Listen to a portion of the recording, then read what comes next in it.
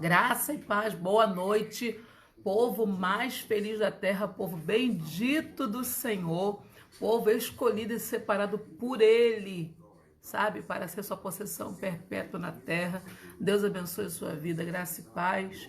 Desejo do meu coração é que você tenha tido um dia extremamente abençoado e que essa noite também possa ser uma noite coroada da presença de Deus, com o rema do Pai para a nossa vida, no nome do Senhor Jesus. Desejo do meu coração é que nessa noite você entenda que Deus tem algo profundo para você e para mim, no nome de Jesus. A bondade do Senhor é real, é verdadeira sobre a nossa vida, em nome de Jesus. Eu quero pedir a você que foi entrando na live, toca aqui, dá um oizinho pra gente, porque o Facebook não está me mostrando, desde anteontem que eu notei isso, que o Facebook não está mostrando as pessoas que estão entrando ao vivo.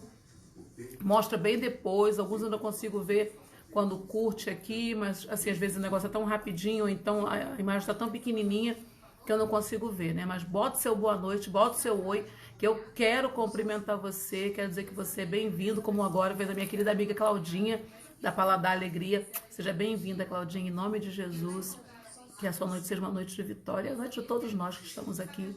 Seja uma noite de vitória, de bênção, de presença de Deus, onde nós desejamos de verdade ouvir a voz do Senhor, e é para isso que a gente está aqui com o Devocional Rema, no nome de Jesus. Está meio escurinho, porque eu esqueci de acender a lâmpada que fica aqui, que dá uma claridade maior, mas dá para ver direitinho, você está me vendo bem? Então o que importa é a palavra do Senhor ser mencionada nessa noite. Eu queria compartilhar com você um texto em 2 Samuel 13, 2 Samuel 12, 2 Samuel 12, a partir do versículo 13, do versículo 13 ao versículo 23. 2 Samuel 12, do versículo 13 ao versículo 23, é a palavra do Devocional Rema dessa noite. Nós vamos compartilhar juntos e meditarmos para que o Senhor venha trazer um rema para o nosso coração nessa noite, no nome de Jesus, amém? Diz assim a palavra do Senhor. Davi confessou a Natã: pequei contra Yahvé. E então Natã afirmou a Davi: por sua parte, Yahvé perdoa o teu pecado, não morrerás. Mas por teres ultrajado a Yahvé, mediante tua atitude, o filho que tiveste morrerá. E Natã se despediu de Davi e foi para a sua casa. E depois o Senhor feriu o menino que a mulher de Urias dera a Davi, e a criança adoeceu gravemente. Seja bem-vindo, pastor Augusto Aparecido de Oliveira, lá de São Paulo. Deus abençoe a sua vida em nome de Jesus. Davi buscou a Deus em favor do seu filho. Observou o rigoroso jejum e, recolhendo-se, passou a noite toda prostrado no chão. Então os anciãos, oficiais de Davi, no palácio, se colocaram ao lado dele, a fim de encorajá-lo a erguer-se do chão, mas ele não quis e também recusou qualquer alimento. No 7º dia, contudo, o menino morreu. Os anciãos de Davi tinham receio de lhe dar a notícia de que a criança havia falecido. Comentavam: quando o menino estava vivo, nós lhe aconselhamos e ele não nos atendeu. Como poderemos agora dizer-lhe que a criança morreu? Ele poderá cometer alguma insensatez. Mas Davi notou que seus oficiais cochichavam entre si e compreendeu que seu filho estava morto. Indagou-lhes Davi: o menino morreu? Diante do que eles afirmaram: sim, Senhor. Então imediatamente Davi se levantou do chão, lavou-se, pôs perfume e mudou as vestes.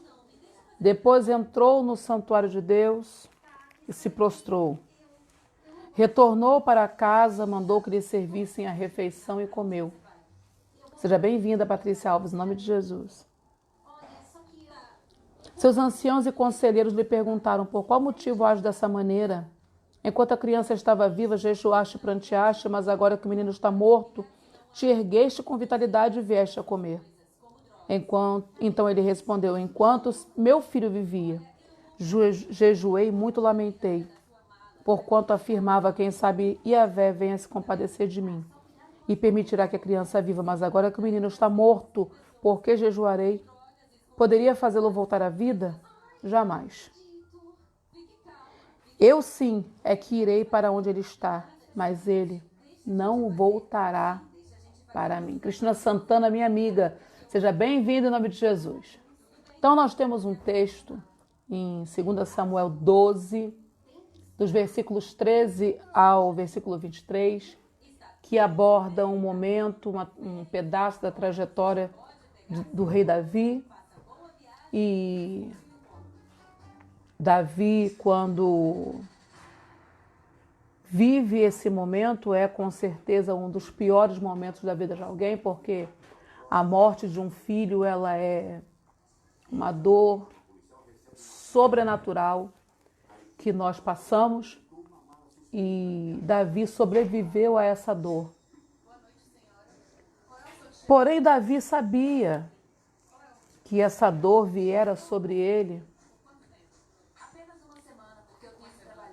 E se você quiser saber uma palavra mais aprofundada, uma palavra aprofundada, sim, não tão aprofundada, mas uma palavra um pouquinho mais aprofundada sobre maldição geracional, eu quero motivar você a entrar lá no Instagram, porque eu abordei esse texto aqui hoje lá no Instagram, mas eu abordei na vertente da maldição geracional. Então a live de hoje está disponível no Instagram até amanhã. Eu iniciei a live às 19 horas, quer dizer que às 18h59 a live some. Ela tem 1 hora de duração. Então, se você for assistir 6h30, pode ser que durante o tempo que você esteja assistindo, você não consiga mais assistir a live. Pode ser que ela simplesmente expire de validade. Lá, na live do Instagram, eu abordei com força a explicação do que é maldição geracional, o que é visitarei a iniquidade dos pais nos filhos até 3ª e 4ª geração. Está lá no Instagram. Se você não sabe nada sobre maldição geracional e você vê que na sua família teve coisas que seu avô fez, que seu pai fez e que agora você faz e seus filhos fazem, Betel, glória, seja bem-vindo em nome de Jesus. Você está vendo comportamentos continuados, comportamentos na sua família, amém, minha amada, em nome de Jesus. Se você está vendo na sua vida, na sua família, seus ascendentes, agora você e seus filhos, que existem casos de pecado continuado, ou não é nem o pecado, tem coisas que são sintomas que acontecem na nossa casa.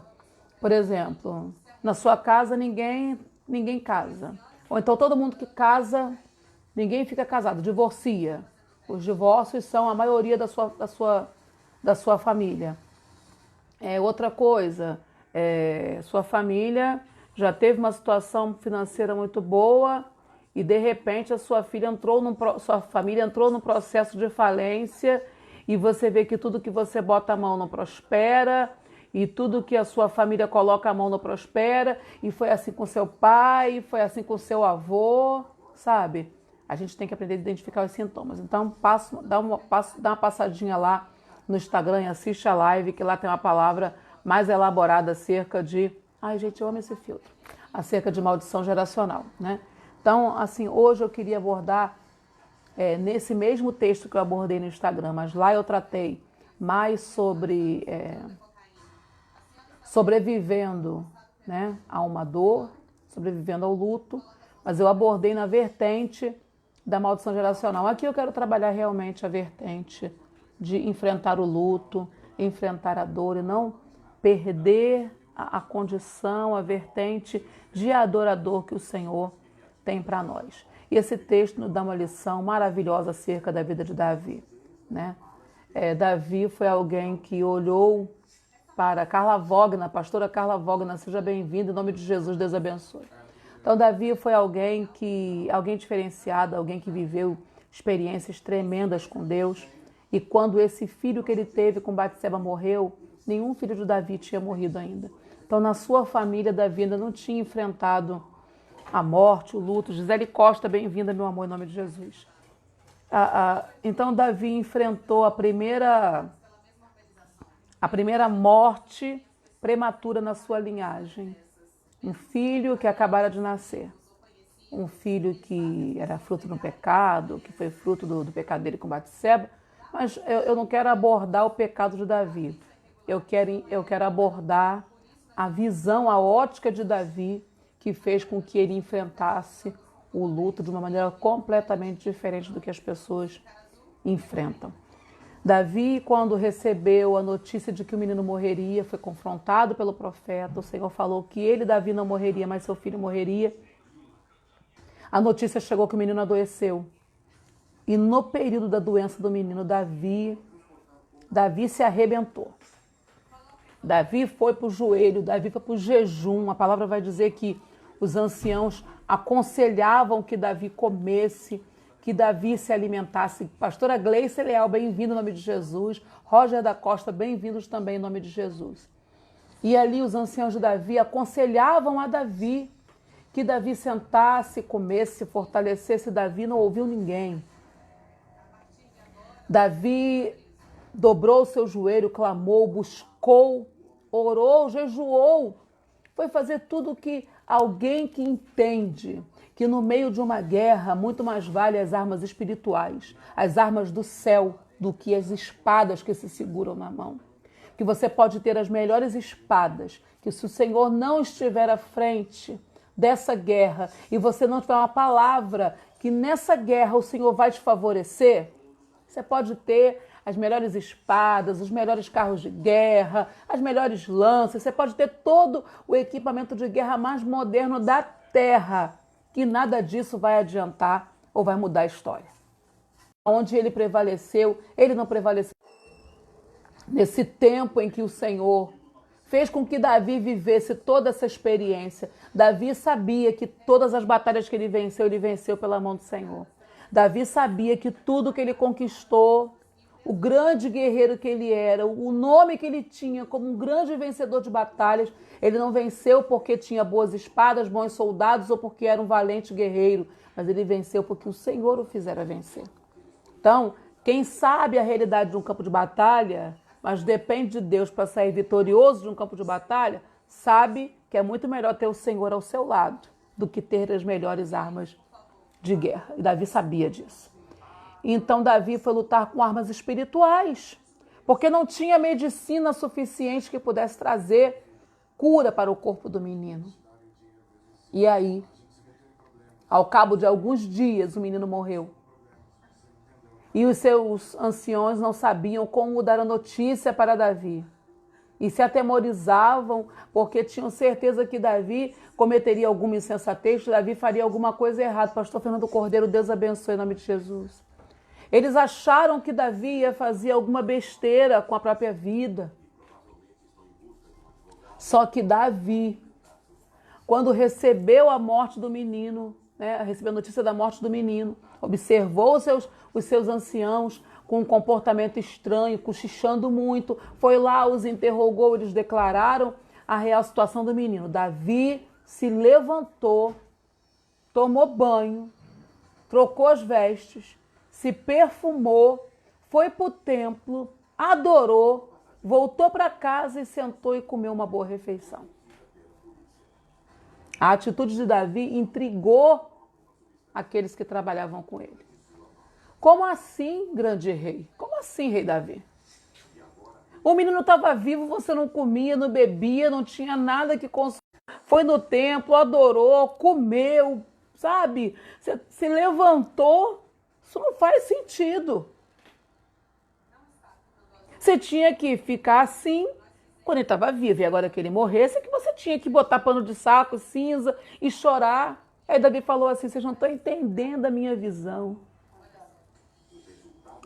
Eu entendi que enquanto o meu filho estava vivo, a minha humilhação, o meu quebrantamento, a minha confissão de pecado e a minha humilhação diante do Senhor, pedindo misericórdia pela vida do meu filho, talvez isso pudesse reter a palavra, a sentença de morte que havia sobre meu filho liberada pelo próprio Deus. Mas agora que o menino morreu, eu não posso fazer mais nada. E outra, além de eu não poder fazer mais nada por ele, ele agora está com o Senhor e ele não volta para mim. Então agora eu tenho que cuidar de mim, eu tenho que zelar pelo meu corpo, eu tenho que continuar adorando a Deus para que no tempo certo eu vá ter com ele. Presta bem atenção. Toda vez que alguém morre,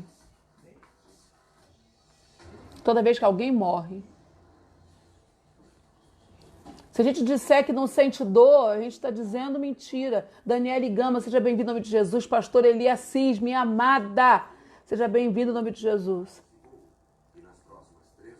Todo mundo que perde alguém sente dor, todo mundo que perde alguém está sofrendo, todo mundo que perde alguém vai chorar, vai.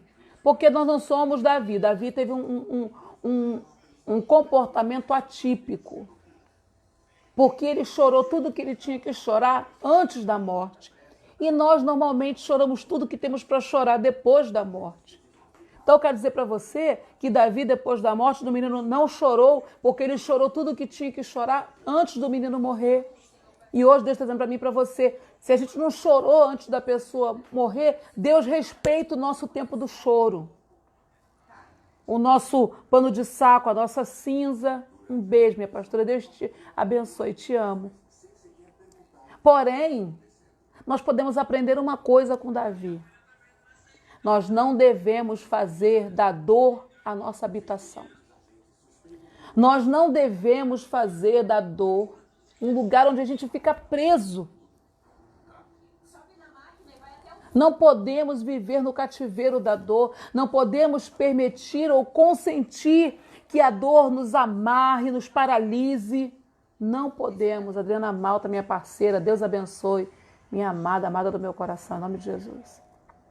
Não podemos permitir que a dor nos faça cativos. Não podemos permitir que as nossas dificuldades roubem a nossa vida, a nossa alegria de servir ao Senhor. Não podemos. Todo mundo tem o seu tempo do luto, mas o que eu estou dizendo para você é que ainda que se alguém morreu, você não vai poder passar a sua vida inteira chorando essa morte, porque o choro dura uma noite, a alegria vem pela manhã, como nós já falamos aqui alguns dias atrás no Salmo 30. Até o choro tem hora para acabar. Então até quando você vai ficar chorando? E outra coisa, quando eu lembro que Davi vivenciou esse processo de luto, eu lembro de Ana, que viveu um luto de algo que não havia acontecido, porque Ana vivia um luto dentro da sua alma, ela tinha uma dor, porque o seu útero era morto, o seu útero era seco, era estéril. E tem gente que tem dores de luto, por coisas que não nasceram, por outras que não crescem e por outras que você está vendo que vai morrer e você já está desesperado, arrancando os cabelos fora porque você não quer que isso morra. Então Ana sofria horrores, sofria tremendamente. Vanusa Luziana, seja bem-vinda. Maria Luísa Nascimento, sejam bem-vindos em nome de Jesus. Ana sofria terrivelmente por algo que não nascia. E tem gente que sofre por algo que não nasce, por outras pessoas sofrem por algo que não cresce, outras pessoas sofrem por algo que está pronto para morrer e outros estão sofrendo por coisas que já morreram, porque eu não estou nem falando de pessoas. Porque pessoas que morreram vai gerar dor, mas a gente não pode ser prisioneiro da dor. Mas quando eu falo de perdas, Patrícia Prado, querida, bem-vinda em nome de Jesus. Quando eu falo das coisas que não nascem, que não crescem, ou que, sabe, que estão prestes a morrer, eu quero dizer para você que é óbvio que a frustração, que a tristeza, que a dor vem, mas a gente não pode permitir que a nossa ótica de vida seja a ótica da dor, a ótica do luto, a ótica da perda, a ótica, sabe, a ótica de não ver as coisas prosperando, porque se nós fizermos isso, ficaremos paralisados, assim como pessoas de luto que não conseguem vencer o luto, elas ficam paralisadas pelo luto, pela dor, pelo choro. Também pessoas que têm coisas nas áreas da sua vida que não nascem, outras que não crescem, outras que estão vendo essa situação já morrendo.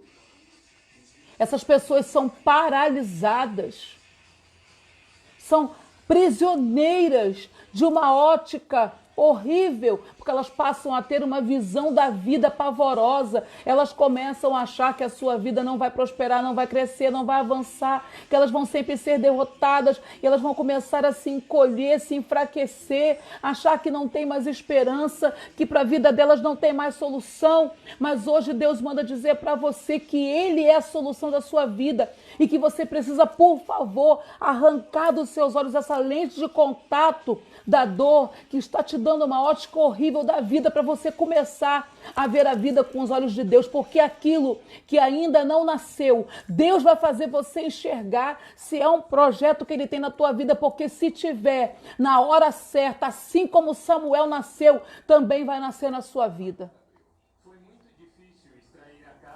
Que aquilo que você precisa que cresça na sua vida pode não ter crescido até agora, mas o Senhor manda te dizer que se é projeto dele que cresça, ele mesmo vai dar crescimento, porque o apóstolo Paulo diz que um planta, o outro rega, mas quem dá o crescimento é Deus.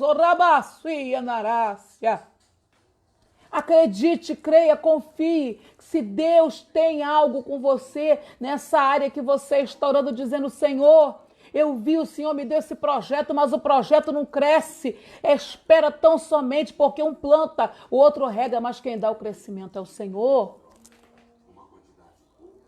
E situações na sua vida que você está vendo que a morte está chegando nessa situação. Sabe? Casamentos que estão acabando, sonhos que estão sendo enterrados, empresas perto de falir, coisas na vida que você lutou tanto para ter e que você está vendo se esvair pelas suas mãos, e isso está desesperando você. Deus manda te dizer hoje que se esvair completamente das suas mãos, se o projeto de Deus for de que isso continue na tua vida, Deus vai restituir o tempo certo. E se for Deus que está arrancando, Ele apenas precisa que você confie de que Ele tem algo melhor para você.